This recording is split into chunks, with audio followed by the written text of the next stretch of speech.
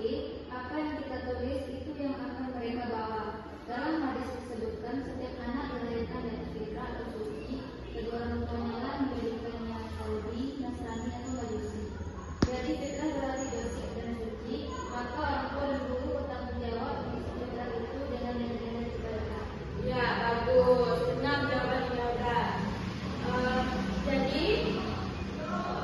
Jadi itu fitrah itu tentu suci, bersih. Ketika kita lahir itu kita sudah memiliki fitrah atau potensi sejak kita lahir. Jadi hadis-hadis tentang akhlak ini juga memiliki beberapa hadis penting yang menjadi dasar pendidikan akhlak anak. Yang pertama itu ada hadis tentang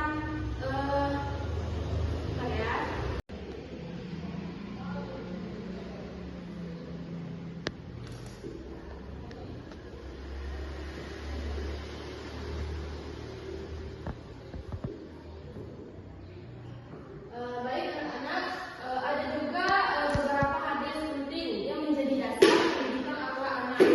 Itu tidak menyebutkan semuanya ya. Yang pertama itu hadis tentang pemberian terbaik dari orang tua kita. Contohnya itu kayak kita mendapatkan prestasi di kelas gitu, kayak kita mendapatkan peringkat gitu kan. Tentang pemberian terbaik dari orang tua kita. Yang kedua itu hadis tentang jujur dan larangan berbohong. Contohnya itu kayak orang tua kita itu minta tolong ke kita gitu, untuk membantu orang tua gitu. Yang terakhir itu hadis tentang memberi salam. Ketika contohnya itu sederhana saja, ketika kalian berangkat ke sekolah, kalian pamit kepada orang tua kalian. Baik. Ada juga yaitu pentingnya pendidikan akhlak sejak usia dini. Usia dini itu merupakan masa emas atau juga kita bisa dikenal golden age, yang sangat menentukan perkembangan karakter anak. Pada masa ini anak juga mudah meniru apa yang dilihat dan juga didengar, sehingga pendidikan akhlak harus diberikan sedini mungkin. Dan juga alasan pendidikan akhlak penting sejak usia dini, yaitu anak mudah meniru perilaku orang dewasa di sekelilingnya, baik positif maupun juga negatif. Yang kedua itu pembiasaan membentuk karakter. Akhlak terbentuk melalui rutinitas yang dilakukan setiap hari.